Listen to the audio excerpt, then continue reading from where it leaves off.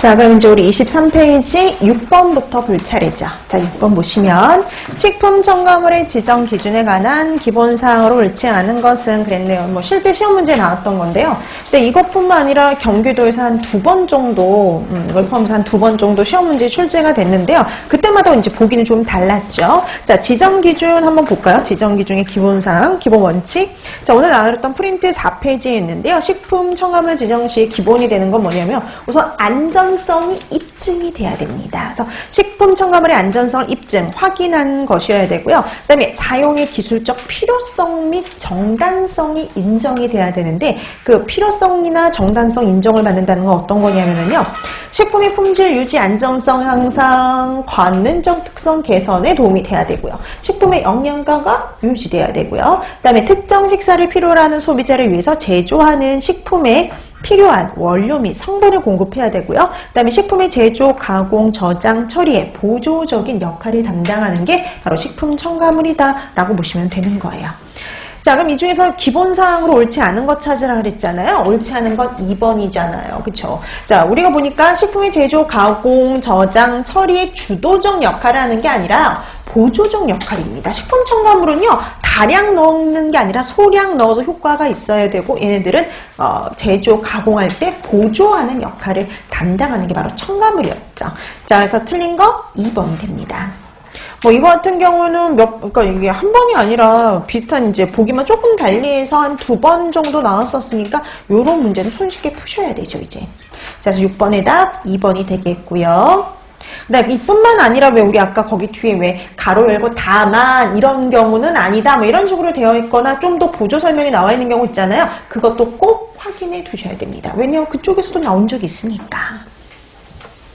자, 그래서 6번의 답 2번이 되겠고요. 그 다음에 7번. 다음 보기에서 설명하고 있는 중금속은 이렇게 얘기를 했네요. 자, 황달황어, 방어 등의 비교적 이 중금속 농축 정도가 높게 나타난대요. 그 다음에 중독 증상은 사지신경마비, 난청, 언어장애, 정신장애를 보인다. 그래서 어류에 좀 농축 정도가 높게 나타나고 그 다음에 신경마비 증상을 일으키고요. 그 다음에 이 중금속이 오염된 어패류를 장시간 섭취한 사람에게서 미나마타 중독. 미나마타 그럼 당연히 뭐냐면 수은 중독이죠.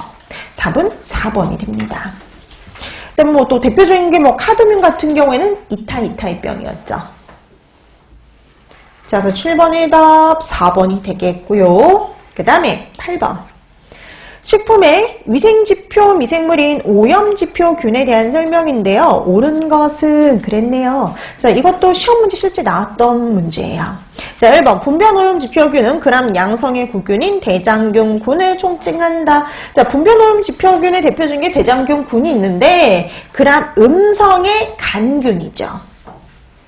그 다음에 포도상 구균과 살모넬라균이 중요한 오염지표균이다? 아니죠. 대장균군, 뭐 장구균 이런 애들이 대표적이에요. 그 다음에 3번. 장에서 유래된 세균으로 대장균군, 장구균 이런 것들을 포함하죠. 맞는 거 3번이네요. 그럼 4번은 왜 틀렸을까요? 냉동식품의 오염 정도를 확인할 때 저온 저항성이 약한 걸 쓰면 안 되고 강한 걸 장류에 사용해야 되죠. 저항성이 강한 그람 양성의 구균을 지표균으로 했었죠. 그래서 우리가 장구균요. 장구균이 냉동식품의 오염 지표균이었잖아요.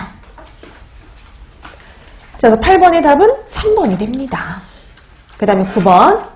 식중독의 원인균 중 수막염 및 유산과 관련이 있으며 인축공통 감염병으로 냉장 보관식품 중에서 세포 성장이 이루어지는 것은 이렇게 해서도 실제 시험 문제 나왔거든요. 그럼 냉장 보관식품 중에서 세포 성장이 일어난다 그러면 대표적인 게 리스테리아, 여시니아 이런 것들이 있는데 그 중에 수막염, 유산 이런 것과 관련이 있다. 그러면 뭐냐면 리스테리아입니다. 그래서 9번의 답 2번이 되죠. 그 다음에 10번. 식품과 주요 변폐 관련 미생물에 대한 설명이 옳지 않은 거 그랬네요. 옳지 않은 겁니다. 자, 통조림 식품에서 문제가 되는 건 클로스트리디움 속이다. 그죠? 클로스트리디움, 뭐 바실러스 속 이런 것들이 특히 통조림 식품에서 문제가 되는 것들이고요. 그 다음에 고구마 연부 현상 물러지는 거에 대표적인 원인은요. 곰팡이였죠? 리조푸스요. 그 다음에 감자 전분의 변질과 관련이 깊은 미생물 바실러스. 그 다음에 시판 냉동식품에서 문제가 되는 거 아스퍼길러스. 그럼 냉동식품에서 문제가 되는 거 아스퍼길러스 속이 될 수가 없죠. 보통 이 뭐 냉동식품 이런 거에는 뭐